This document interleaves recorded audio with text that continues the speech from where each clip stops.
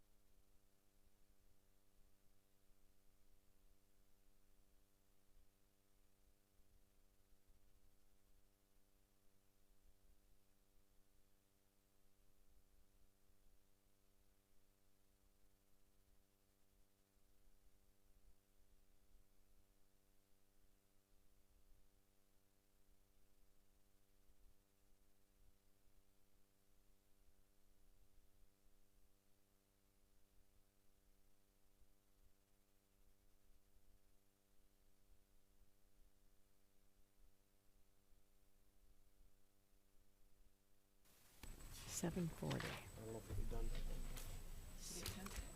What's happening? This regular city council meeting is called to order. Please stand for the pledge. I pledge allegiance to the flag of the United States of America and to the republic for which it stands, one nation, under God, indivisible, with liberty and justice for all. Okay. City Clerk Ed Norris, would you call the roll? Mayor McClellan. Here. Mayor Pro Tem Radner. Here. Councilmember Burns. Here. Councilmember Rich. Yep. Councilmember Weiss. Here. We have a quorum. Next, is there a motion to approve the agenda? So moved. Support? Moved and supported. All those in favor? Aye. Any opposed? Consent agenda. These are routine items presented for city council approval without discussion.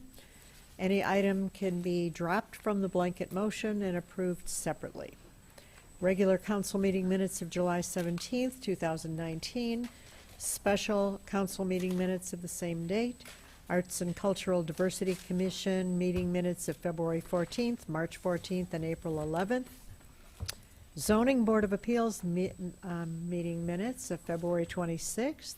Parks and Recreation Commission meeting minutes of April 17th. Recycling and Environmental Conservation Commission meeting minutes of April 17th.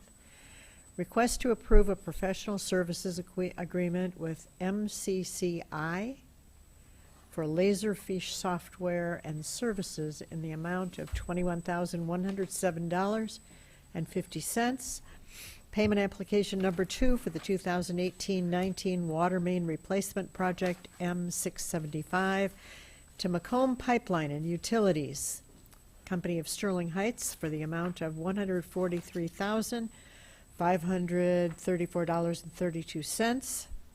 Request to advertise for bids for the 2019-20 miscellaneous concrete project M699. Request to advertise for bids for the 2019 sewer and catch basin cleaning and television inspection project M700. Licenses, new and renewals, is submitted for July 1st, 2019. Is there a motion to approve the consent agenda? So moved. Second. Moved and seconded. Roll call, please. Councilmember Burns. Yes. Mayor McClellan. Yes. Mayor Pro Tem Radner. Yes. Councilmember Rich. Yes. Councilmember Weiss. Yes. Motion carried. Are there any visiting elected officials? Seeing none, we have no special recognition presentations this time. Going down to item 10, special licenses. A special event request and waiver of fee submitted by Adriel Lechner, 12740 Sterling Court, for the Sterling Court Block Party to be held July 14th, 2019, asking for a waiver of fee. Is there a motion to approve? So moved. Support. Moved and supported. Discussion? All those in favor? Any opposed? Motion carried. Counting reports none. Ordinances. We have a second reading and adoption of an ordinance to add sections 2-326 to 2-340, Division 6, Traffic Safety Board, Chapter 2, Article 3 of the Code of Ordinances of the City of Oak Park, Michigan. Is there a motion to approve the second reading? So moved. Moved and seconded. Discussion or questions? Roll call, please. Mayor McClellan, Yes. Mayor Pro Tem Radner. Yes. Councilmember Rich. Yes. Councilmember Weiss. Yes. Councilmember Burns. Yes. Motion carried. City Attorney, do you have anything to add? Nothing from the city attorney's office. Thank you. City Manager Eric Tungu. Thank you, Madam Mayor, members of council. I'd like to call Assistant City Manager and the Director of Public Works, Kevin Yee, to the podium for 15A, please. Thank you. The Public Works Department is requesting authorization to purchase a global M3 street sweeper from Sourcewell, the Sourcewell National Contract. It is recommended that City Council authorize Public Works Department to participate in the Sourcewell National Contract for a global M3 street sweeper totaling $222,281. There is $60,000 available in each of the major street fund, local street fund, solid waste fund, and water and sewer fund for this, totaling $240,000 in the budget. 15A. Is there a motion to authorize this contract? So moved. Is there a second? Second. Moved and seconded. Explain what this thing is that we're buying, because if you don't want it, you can buy 2 of my houses. It is a street sweeper. So both of our street sweepers are, I think they're 17 and 19 years old respectively. There's a lot of moving parts on it, and they just go bad over a period of time. So we've done a ton of maintenance to them, and we've kept them going for a long period of time, but it's time to start replacing them. So these go around and sweep the streets. We do street sweeping at least monthly on all of our streets, so they get a lot of use and they see a lot of the city. Madam Mayor, if I could, Now, we have 60 miles of street. We have 90. 90 something miles of street total. Can I comment? Yes. Councilmember Burns. I think I recall Assistant City Manager Kevin Yee talking about purchasing one of these vehicles last year and the year before last. He was saying that it was We've been coming. requesting this several times over the last several years, and we're just at a point where it's time. We just need to replace the ones that we have. Okay. Thank you. If we all just grabbed a broom and swept a couple streets, we could save some money. It's his broom. He's going to get the committee How many together. brooms do we need? Lots of miles of street. can I speak to just Yes, briefly? City Manager Tungu. I want to just mention just a couple of things. Councilmember Burns stole a little bit of my thunder on what she said, because it's exactly right, which is I've been here now over 7 years, and we've been talking about this every single year. Keeping our streets clean is something we do very well, and having this new equipment. And by the way, less than budgeted by about $18,000 will allow us to continue our high standard. So I'm very excited about it, and it's partly because I'm a clean freak, and having our streets and sidewalks clean the way our folks do it is wonderful. Something we take for granted, I think, People who move out of oftentimes. Oak Park miss our services. And if I may add on also, we have restricted catch basin covers throughout the city, as you may know. So that slows the water from getting into the system, which again prevents basement backups and things like that. Having those, we need to keep our streets clean, or they get clogged up very easily and they start flooding roads. So it's very important, especially in Oak Park, where we have combined sewer system, that we keep those streets clean, and we prevent not only from covering the grates, but also going into the sewers and causing problems. Madam Mayor? Yes, Councilmember Weiss. Just had a question. says we're participating in the Sourcewell National Contract. Is that like a specific type of contract that we're entering into to purchase these?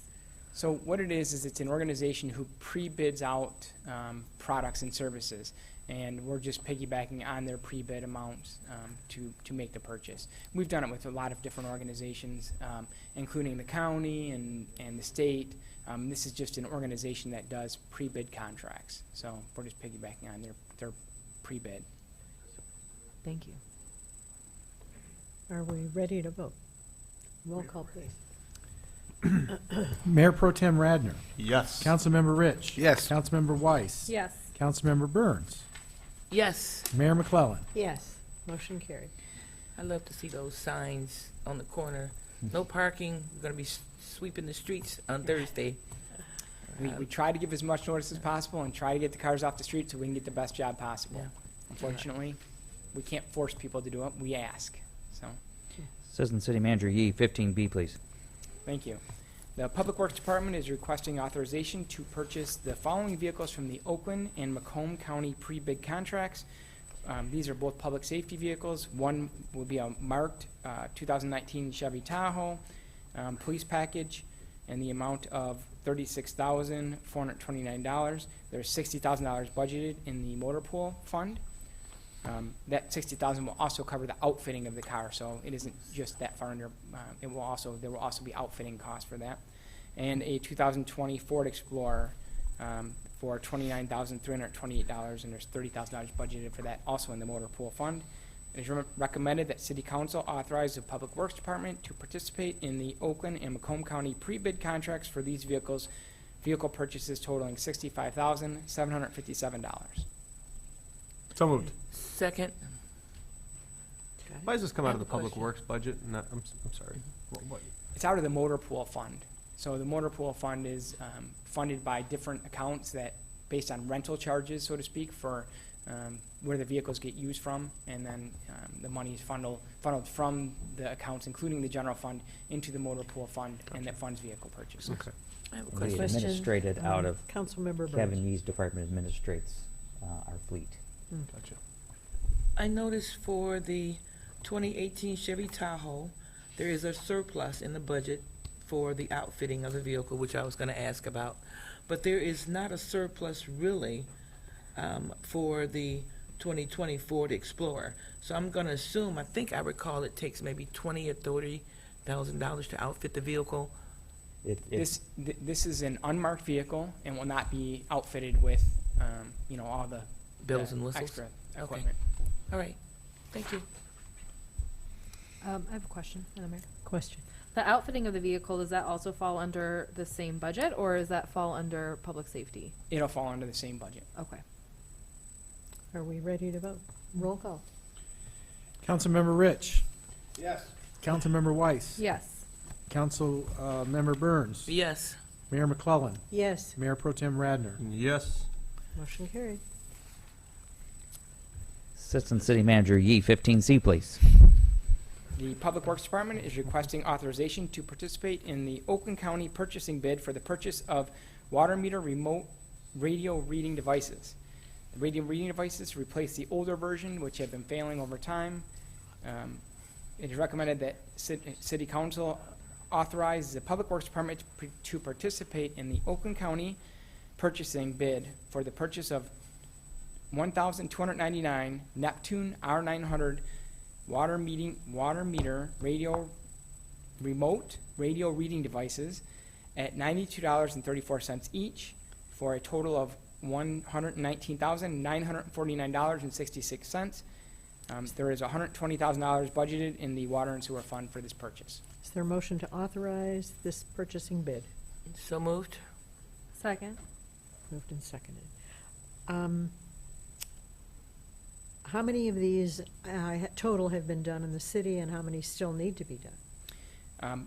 We have this year and next year, and we'll have completed the city.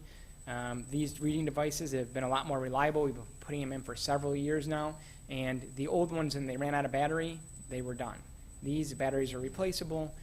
They seem to be a lot more durable, and they read a lot easier and a lot more accurately from a further distance away. So we've been very pleased with the product. It's done very well for our efficiency in meter reading.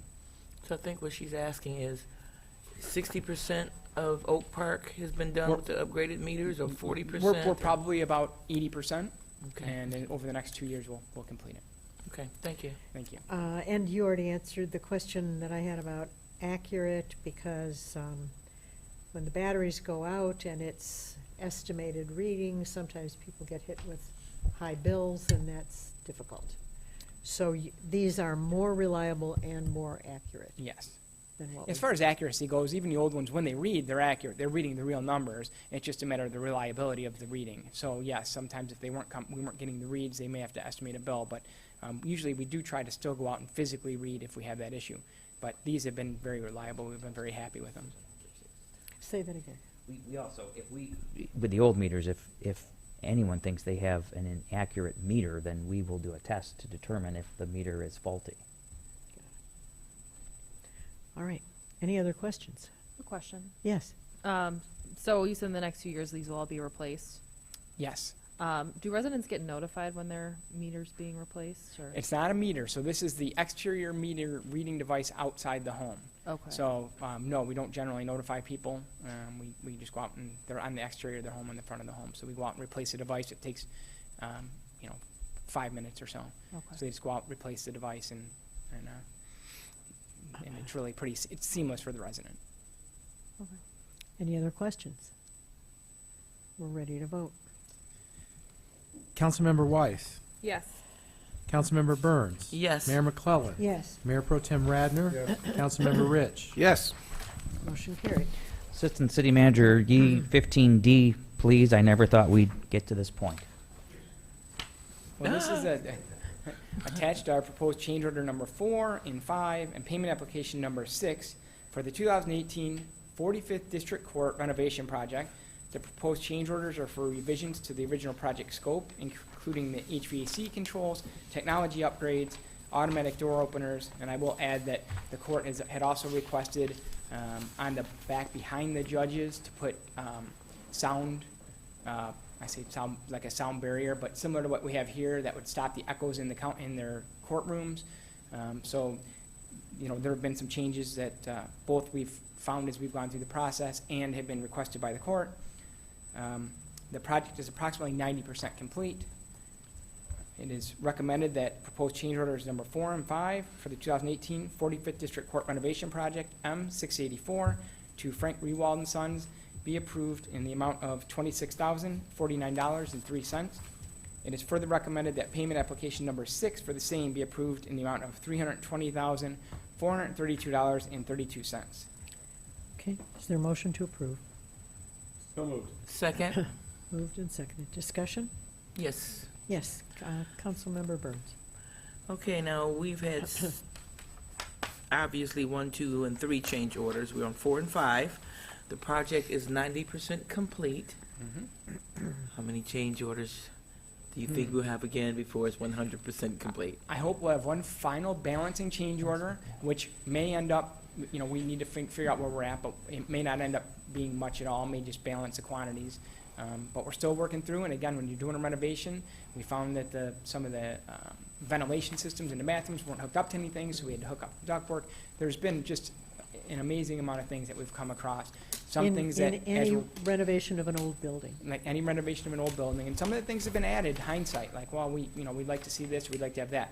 The good thing is that the budgeted amount that we have is $1.69 million, and Okay. we're at almost at 1.6 million. So we're almost, we have over $90,000 available in the budget. So we're not near the budgeted amount yet. So, not that we're just trying to spend money on this project, but we're not going over budget at this point. So we're good. Okay, I'm hoping, keeping my fingers crossed, Any other- considering we are 90% complete. Yes. All right. And- City Manager Tony. And that's why I say I can't believe we're finally to this point, because Yeah, it seems me like either. just yesterday we were discussing this in concept. Yeah. The other thing I would mention, and to the best part for the city taxpayers, because obviously we share the court with 3 other municipalities, is that all of these funds, up to the 1.69 you just said, come out of the court building fund. These are Right. not general fund proceeds in any way, shape, or form. These are held in the court building fund for this exact project. And this is also some of the funds that are from the legislation that we had, well, not legislation, but the suit, some of the funds. The disbursement of these funds for this construction project were what we resolved in the suit. Right. That's what I was trying to say. Thank you.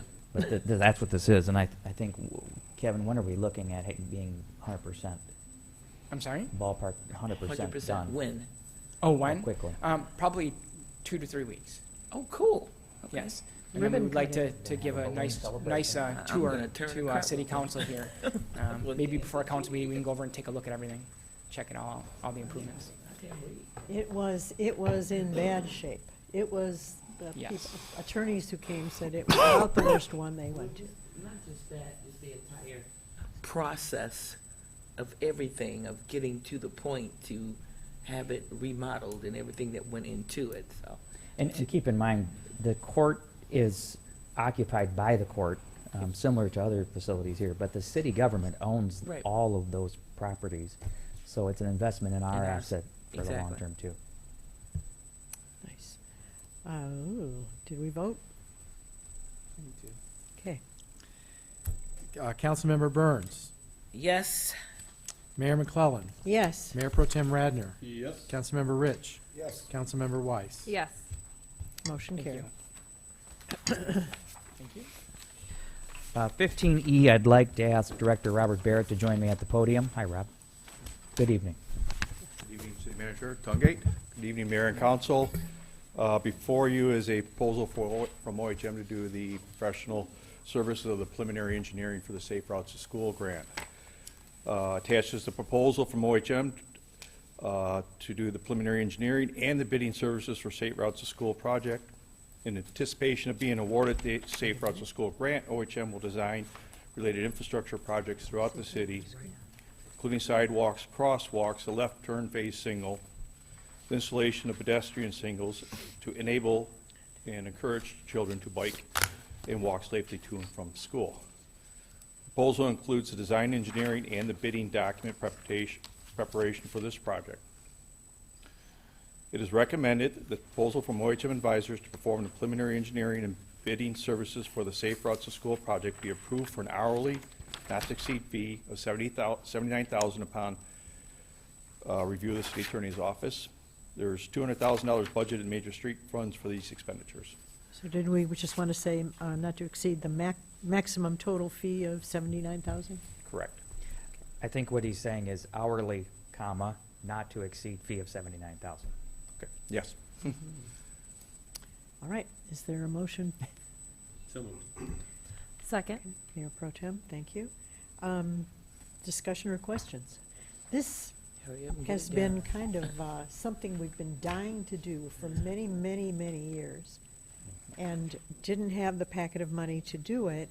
I think when City Manager Tungate first came, he said, 10 Mile is just a dangerous place to cross. And something, we really ought to do that. That was one of the, I think in our first meeting practically. And so this is a dream come true. Lots of things are going to be safer because of this. Can you explain what they are?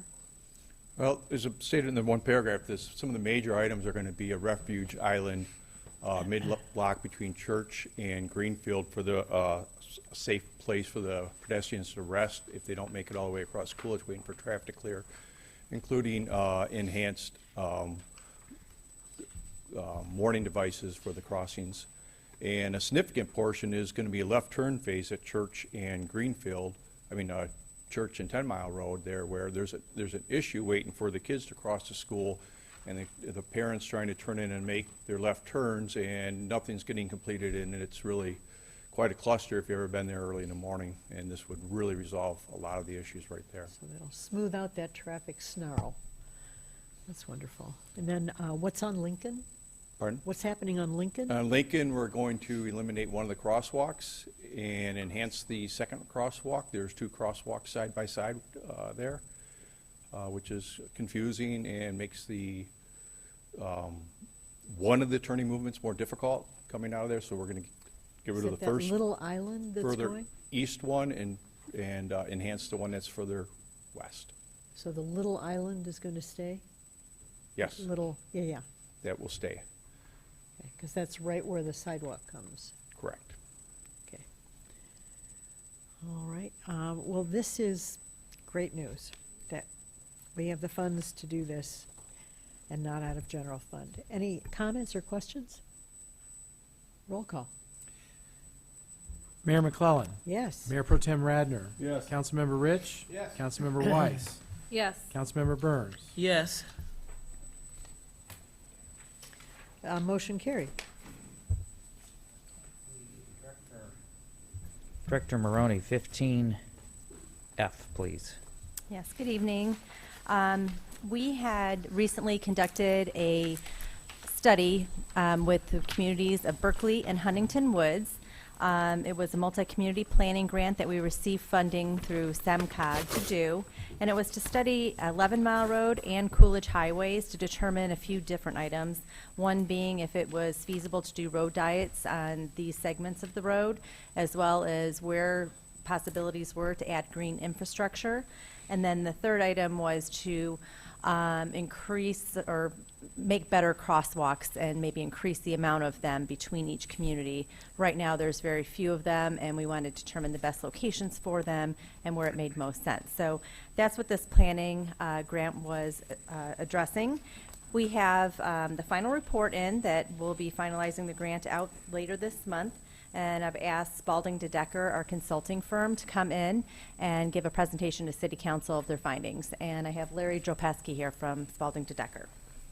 Mr. Decker's first name again? Larry. Larry, thank you. Thank you much for And having Mr. me. Decker, your title again?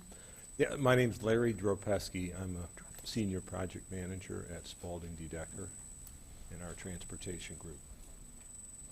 So we're located up in Rochester Hills, not too far away. We've had a good opportunity to come in here and examine, a couple of roads right in the neighborhood here. Take a look at what might be done to make them a little more pedestrian and a more, I guess the current terminology is a complete street, which provides for multimodal access, bicycles, pedestrian movements, and provide a little bit of green infrastructure opportunities as well.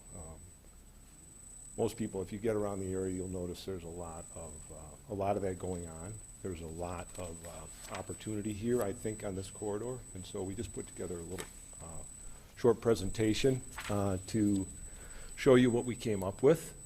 Our title of the slides here, if you can follow along with us, it might be a little bit hard to see because of the size of the type, but we looked at 11 Mile Road and Coolidge Highway. And we're, so we broke the corridor down and talked about a couple of key items. Number one, road diet. We're just going to talk about that very briefly here. As you are aware, the common system of a roadway with multiple lanes and lacking center left turn lanes does provide some capacity, but also provides some conflict points and opportunities, and sometimes there's increased accidents which are associated with people turning left on the roadways. And so if we have adequate capacity on our roads, we look to maybe reduce one of the lanes off of the road and provide some other multimodal facilities. And you can see basically the picture up there shows a 4-lane road and a common road diet where we basically use the exact same cross section, the lane width. We then convert to a 3-lane cross section with a center left turn lane to one lane running each direction, and then we usually have some kind of on-street bicycle facility. That's a common one. Sometimes there's pedestrian movements also if there's no other associated sidewalk. Of course, you have sidewalks here, so that's not an issue. But we do provide for a multimodal. It has some benefits. We reduce crashes from head-ons, people turning left in front of others with a center left turn lane. There's dedicated bike lanes, and also, sometimes in high traffic and Center left turn lane is an opportunity for an emergency vehicle to get to a accident situation a little bit faster. So what is, so that's a road diet at a very high level. And now we kind of looked at another component of this, and this is a green infrastructure component. What's that? Green infrastructure gives us an opportunity to, well, everybody, you don't have to remind you of, what happened in August of 2014 and with overflow of the sewage system and combined sewage, combined sanitary and storm. So to the extent that some of that water can be utilized for on-street infiltration areas, bioswales, permeable pavement, other things that absorb and attract water and use it effectively, and still provide an enhancement as well. We get a beautification of the roadway as well. We get kind of a dual purpose, and so we looked at bioretention and rain gardens, as we call them, bioswales, where you basically create a swale or a low point in the roadway, direct some of the stormwater from the road in through an area where it can water plants, basically, and be used in that regard. There's also an opportunity for pervious pavement. Sometimes that is better suited in other climates than others. It depends on the base, it depends on the subgrade, and the ability for ground to soak up water. These are just options, let's just say. There's a lot of different options out there. And you can see, if you look at the picture on the left side and the bottom, actually a series of small, like pools almost, running through there with a little notch where you direct some of the storm water through there, and it gets an opportunity to move on through the system. And there's always an overflow as well. So if it's more water than that system can handle, then it just passes through that and then enters the storm drain system like it would normally. But in the interim, you get an opportunity to collect some of that water and use it for other means. So we took a look, and they're not year-round. A lot of the times we have some snow on the ground around here. You can see in that middle bottom picture, and we think there could be an opportunity for some infiltration as well. So we took a look at Coolidge, obviously, and we took a look at 11 Mile. We broke it down into a couple different segments. Basically, we looked at Coolidge between 9 Mile and 10 Mile. The existing traffic volumes out there are a little bit too high to convert this to a 3-lane cross section. It makes sense. There's some threshold numbers. You have to, under 10,000 is kind of a no-brainer as far as annual or average annual daily traffic of cars. 17 to 20,000 is no problem. When you get over 20, 25,000, it gets to be operationally an issue. So we felt that at between Coolidge, between 9 and 10, we needed to retain the existing cross section more or less, but there were some opportunities to add some street trees, we thought, some potential bioswales. I don't really have a pointer here, but right, you can see a couple little circled areas there, and those are what we were talking about, those infiltration areas. As you go around a corner, you might be able to direct some of the runoff water in through a vegetated area.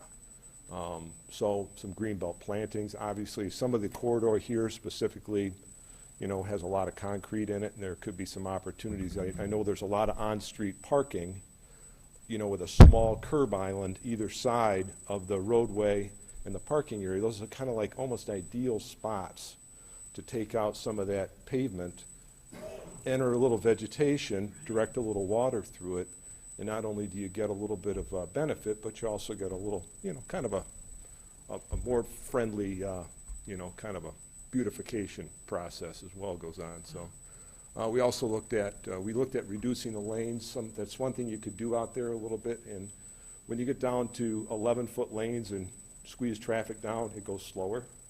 And so we do have an opportunity sometimes to do that. And then, so that's all detailed in the report. I think you folks all have, so please take a look at it. And we think there's an opportunity to create, we got a little extra right-of-way on the west side, and maybe use a multi-use path, something a little bit wider, we thought was a good option. So now looking at 10 Mile to 11 Mile, now the traffic volumes are down a little bit from 9 to 10 Mile. Now we can look at an opportunity for a road diet. We think between 10 and 11 mile, that opportunity exists. So we've identified a few things here, put on-street bike lanes along with the What 3-lane. was the traffic, 9 to 10, did you say? Generally speaking, 10,000 or less, no problem, ADT traffic. There are ranges. You have to look at the volumes and when the peaks occur, and sometimes you might have a short-term reduction in service, but overall, the road operates just fine throughout the day. And so we took a look at that, and we think that it's feasible here. But when you get over 20,000 ADT, that's when you start to get operational issues. And so we try to take a look at something that would work with a little lighter traffic bombs. Commercial and cars make a difference too. Obviously, the more commercial traffic, the slower trucks accelerate, the more operational issues there are. But predominantly, there's not a lot of commercial road. There are not a lot of heavy trucks running up and down Coolidge or 11 miles. So we think that there was some greenbelt planning opportunities. We think we have an opportunity for a bike lane on the street. You'll see there's a bioswale actually shown there. These are options. They can be considered. Some can be Can implemented. I ask just a bioswale and vegetated swale, what's the difference? They're a bioswale, a vegetated swale, using the synonymous, I would say. That's pretty close to the same. They both operate similarly. There's also retention areas where the water is collected in there as opposed to flowing through. So I think that's mentioned in one of these as well. So, and we think that we got some public input. We had an engagement session in February of this year, and so we think when we were here and we collected information from folks, Lincoln Street. I don't want to, this is a multi-community recommendation, obviously, but, we think Lincoln Street and 11 Mile are both opportunities to upgrade crosswalks based on people. We get input, where do they use, where do they cross most often? And those we want to make sure they're enhanced, make sure they're visible, make sure people feel comfortable crossing the roadway. So. Signal modernization would go hand in hand with that at Lincoln and Coolidge. So we upgrade the signals, we provide better visibility. Sometimes we can, depending on the level you take it, you can bump out some of the roadway curb lines and create a shorter crossing distance for pedestrians and make them feel more comfortable as well. A lot of you people have seen a lot of this, I'm sure, in the communities surrounding it and other areas in your travels. So. In Greenfield, and I'll ask, we took a look at 11 Mile Road all the way from Greenfield to Coolidge and found that similarly to Coolidge, between 10 and 11 Mile, we could also consider a road diet in this segment as well. So that the traffic volumes are agreeable to it. So we wanted to provide a similar cross-section. We're showing it up here. We have on-street bike lanes, some addition of street trees, opportunities for public art displays, which would be a nice enhancement, certainly. Bioswales or pervious pavers. Those we have to identify on a location-by-location basis, and some of those locations are shown here. And, just some locations we thought would be agreeable to it. There's like those areas, just west of Coolidge on 11 Mile, there's another one of those on-street parking areas with a big curb island, and it's all paved with pavement right now, but it's like a low-hanging fruit for converting to some kind of a bioswale type of a conversion. So, looking at enhancing crosswalks at Tyler Street, Buckingham, and Coolidge. So, in a nutshell, that's the study, and that's what we've come up with for recommendations. We want to give you guys a chance to digest it. And are certainly available for any questions that you might have to the best of our ability today. Madam Mayor? So, It's exciting. Councilmember Weiss. I can't say Regina. Sorry, that's probably that. I have a few questions. First, the Lincoln crossing is you mentioned doing an enhanced crossing at Lincoln and Coolidge, correct? yes. I know that that's a busy school crossing. Would there be any like signage, added signage included in that as well? A number of things that can be done. If there's actually a project going on Telegraph Road right now, it's between M59 and Orchard Lake Road, up in Pontiac area. They're providing some median crossing or refuge islands, and they're also putting some overhead lighting. That I think is important, especially in low light situations, which a lot of time of the year when the sun's going down, it's pretty dark sometimes when people are going to school or coming back. So I think those type of things. Some people advocate what they call a rapid flash beacon. Those are not really advocated these days. We don't really go that route anymore. It's not a viable option in terms of that kind of crossing. But lighting certainly is. Enhanced signage, pedestrian crossings ahead, all the good school crossings illuminated are all part of that, a good improvements and good Okay. enhancements. Thank you. I also was wondering, taking Coolidge on a road diet from 10 to 11 mile, Berkeley just completed their road diet. They did, right. And I have a couple questions about that. First, it seems to me from experience driving down there and from what other people have said to me that it's very much increased backup in traffic during high peak times. And a concern I would have is that if we were to put Coolidge on a road diet from 10 to 11 mile, is that that's just north of 696. Right. And that could potentially cause an even bigger backup further south. I don't know if you've done It's a traffic studies. directionally situation, obviously, and, depending on if it's an AM or PM commute hour, and obviously there is, the numbers would indicate that it's operationally feasible to do it. You have a lot more commercial driveways. You have to remember in Berkeley, obviously, there's a lot more turning movements. I think you get south of that, it may operate actually a little bit better in terms of driveway access and entrance and access. But it's going to be something that it's feasible. Is it exactly what you want? I think it's something that has to be discussed, and our opinion is it could work. So.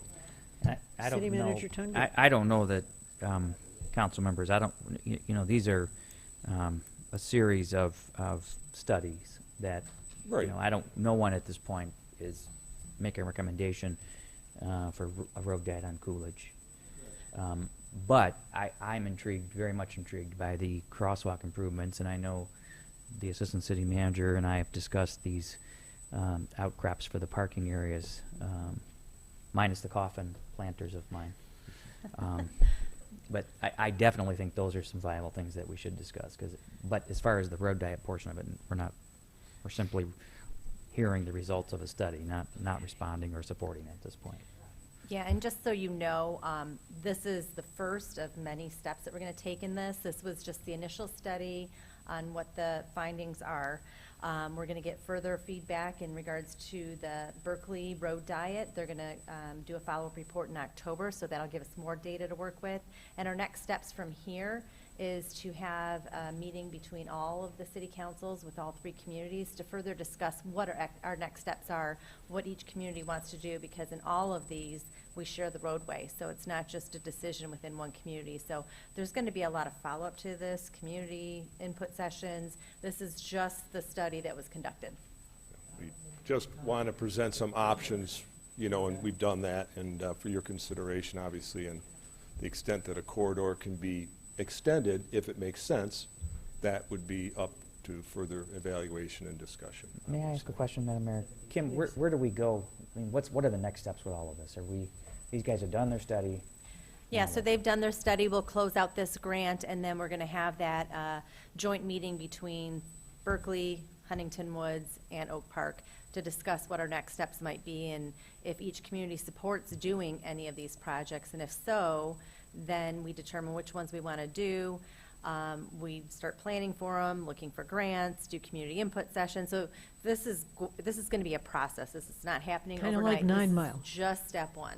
Right. 4 years ago, we started like this on 9 Mile, and we're just getting around to actually, But in the interim, there are still small steps that can be taken out of this along the way if you folks so desire, and there's Madam Mayor? opportunities there for sure. yes, please. Just have one other question, logistically. So if the bike lane was added from 10 to 11 Mile, would it be the same type of bike lane that's currently in Berkeley?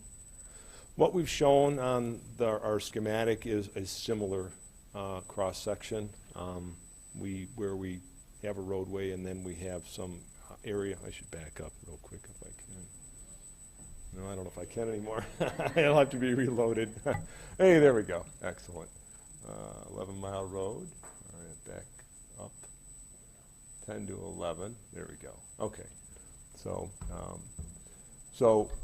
what we have here is we don't show an on-street parking situation, obviously, like what exists in Berkeley.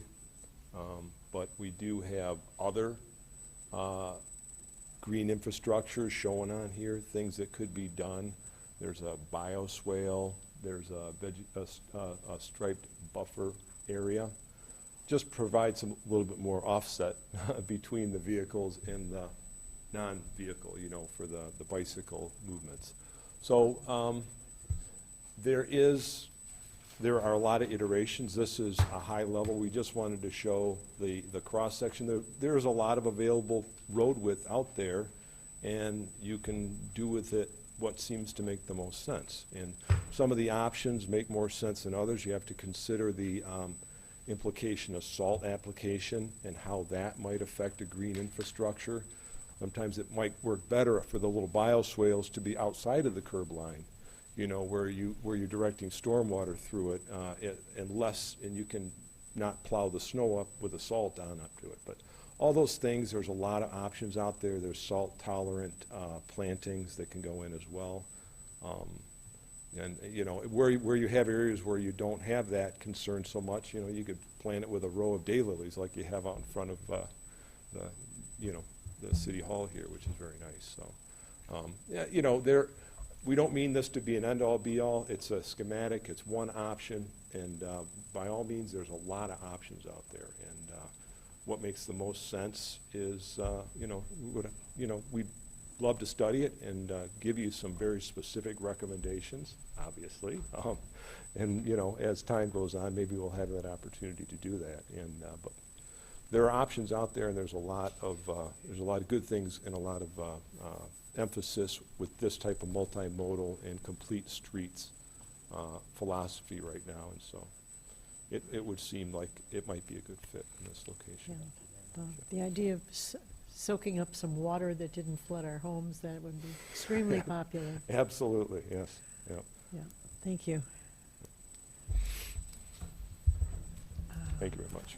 Thank you very much. Thank you so much for coming and for your work. Director Maroney, if you would take us through 15G as well. Yes, so we received an application for a mural to be located at 25901 Coolidge Highway, otherwise known as Lincoln Drugs. In your packet, you have a copy of what the mural looks like. Unfortunately, it was too large to scan to put it on the screen for the public to see. The way the ordinance was crafted, it put together a mural. There it is. Thank you, Councilmember Weiss. It put together a review panel of the mayor, myself, as well as a local artist, Robert Merrick. And we met a few weeks ago and took a look at the mural to make sure it met all requirements. And the requirements essentially are to make sure that it's not offensive to the community. And we found that this one did meet those requirements. And we recommend that you approve the mural to be painted onto the building at 25901 Coolidge Highway. Okay, we need a motion to approve the mural. So moved. We need a second. Second. Okay, discussion. Yes, This is the actual mural? This is the That's actual? the rendering of it, correct? Okay. Okay, thank you. Yes. Is this is on the south side of the building, Correct. facing Lincoln? Yep. It seems like it's longer than the actual building. And again, it's a rendering, so it's hard to say what the actual dimensions will be. It could be, you know, a little bit smaller than what, you know, you think the building is going to be. And it could change slightly once it goes on the building colors and things like that, so. Okay. Yeah, the owners of the Lincoln Drugs wanted to do something with Abraham Lincoln to pay homage to him. All right, and I think it's a portion of the Gettysburg Address that they pulled, it looks like. Is that correct? I don't know. I know we don't get, I don't think we necessarily get artistic oversight into this. I've just a language point of view. I wouldn't necessarily start the quote with a conjunction. Oh, get rid of the end. Dedicated to the proposition that all men are created equal. Yeah. Yeah, Just the a hard- suggestion. The hard part with art is everybody's got their own opinion. Madam Mayor, Yes. the city manager looks like he may have some comments he wants to make potentially. No, I'm good, thank you. Yeah.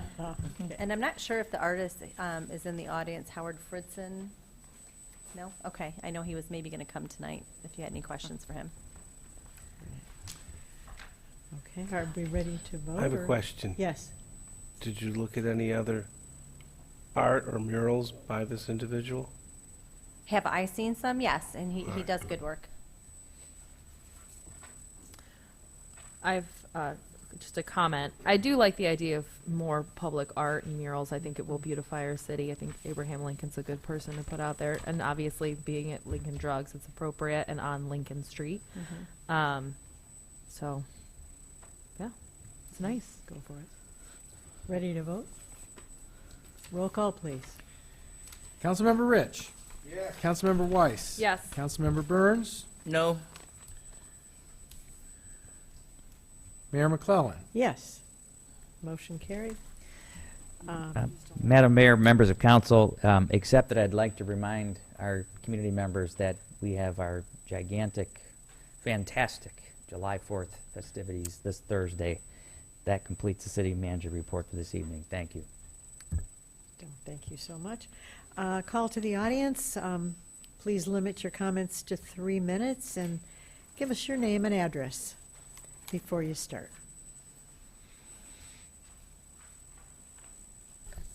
Joyce Bannon, 10611 Troy. I have 2 comments, and I'm not sure. Was a monument put over by the police station, the old police station, for one of our deceased police officers. I don't know if that monument's been moved. I'm going to put a request in that I think it should be moved to the new police station, because that's no longer part of the police station. That was just a comment. The other comment is, now that you've got 9 Mile between McLaren Drive and Rosewood down to 1 lane, in the last month, 3 times, I'm going down 9 Mile, and I've had somebody pass me 3 times, pass me, going about 50 miles an hour in the turn lane. So I'm so glad that you've done that, because I can handle it, but there's other people out there that might not be able to handle it. And it happened during the day, and it happened on a Saturday night on my way home from church, taking a 93-year-old lady to church. And it's crazy when they're passing 5 and 6 cars in that lane, and it's a turn lane. That's my complaint about that. So.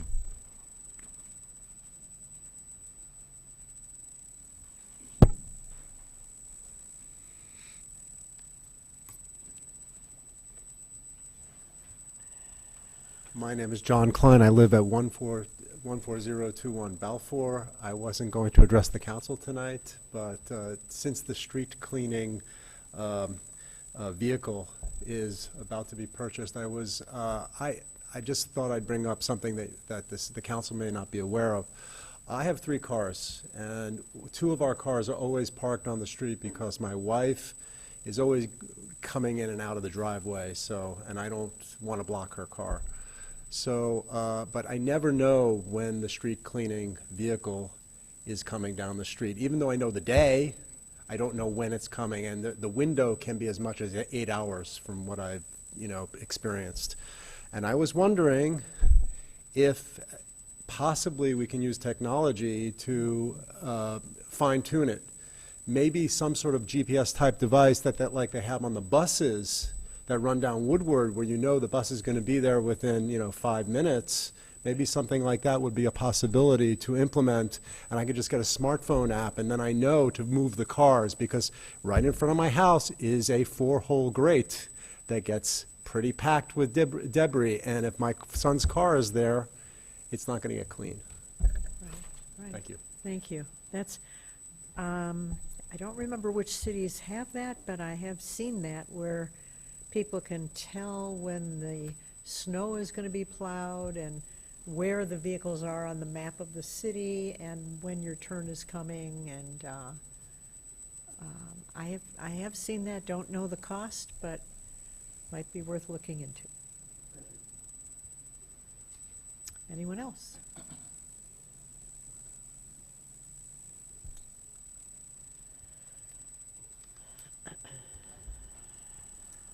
My name is Barbara Caldwell, and I live at 13341 Oak Park Boulevard.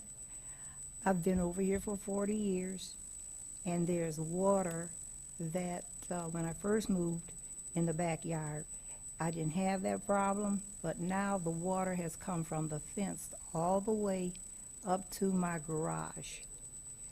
The tree that's in my backyard, the root is sitting on top of the lawn. I had some trees cut down last year. The company had to wear boots to get in there. Something has to be done. I don't know what, but something has to be done. Now, there's nobody to back me up on my street because everybody's gone. Most of the houses are leased, or the new owners, they probably don't know about the problem yet. But something's got to be done. So water in the backyard? The water, when it rains, and it stays wet. Now, I know this year we had a lot of rain. This has been a record-breaking rainy. And we wore boots back there. We couldn't even cut our grass.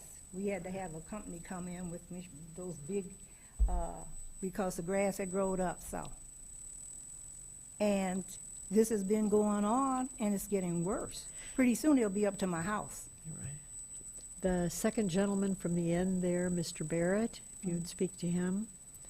The good-looking guy in the blue tie. You know what?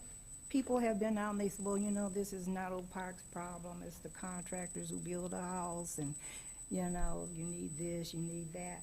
But when I look into the neighbor across from my house, he has a big puddle in his standing water. Right. And, if taxes have to come to help us get this problem solved, but it's got to be solved because the homes are going to be ruined. I won't be here another 40 years. With any luck, you will. Something's got to be done. Right. Speak to Mr. Barrett and see if Director Barrett, if he has an idea for you. Anyone else?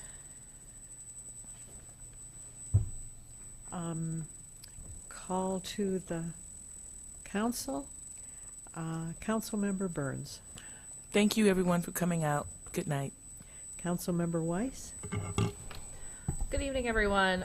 Just wanted to bring your attention to a few events we have coming up in the city.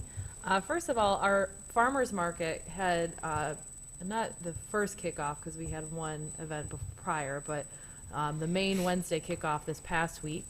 And a lot of people came out. It was good to see, but in case you missed it, there are going to be farmers markets every Wednesday until September 25th from 9 a.m. to 1 p.m. And there are a few more Sunday markets scheduled as well. July 21st, August 18th, and September 15th from 12 to 4. And so we just want to encourage everyone to come out. I saw the mayor getting her blood pressure checked at the Beaumont tent when I was there. For free, yes. Mm-hmm. There's a lot of free giveaways. They also offer, this year we are participating with, if you have a bridge card, in a program called Double Up Bucks, where if you put, let's say, $10 from your bridge card, you actually get $20 in tokens to spend on fresh fruits and vegetables in the market. So we really encourage people to come out and participate in that. And also, there's going to be as well, the library is partnering with the farmers market, so there's 10:30 story time at the market. And so we just encourage people to come out and participate in that. Also, we have our concerts in the park that are happening on every Thursday in Shepherd Park from 7 to 8:30. On this coming Thursday is July 4th, so it's going to be a little earlier in the day, and Kimmy Horn is our going to be performing at the Fun Fest from 1 to 3 p.m. And Madam Mayor, are you going to talk more about the 4th of July? Have at it. Okay. She's doing such a good job. 4th of July, we have our 5K race, pancake breakfast, parade, and fun fest. So we encourage everyone to come out for that. The pancake breakfast this year is sponsored by Youth Assistance as always, and they're going to have a tin can auction this year as well. And then the parade begins at 11 o'clock at 9 in Coolidge. Thank you, everyone. Have a great night. Super. Councilmember Rich. Thank you all. Have a great night. Thanks for coming. The concerts in the park are phenomenal. You don't have to live in Oak Park to come. Everybody's welcome. Bring your friends and your family. Bring a lawn chair and a sun hat and enjoy some free music.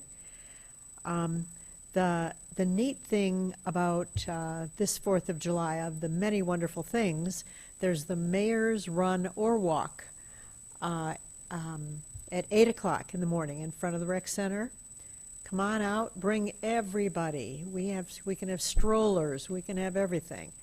Come on out and participate. Then from 9 to 11 is the pancake breakfast sponsored by Oak Park Youth Assistance. So the money from this goes to help our teenage kids, keep them on the straight and narrow road. So if you come to eat some pancakes and have some fun, you're also doing a real good deed.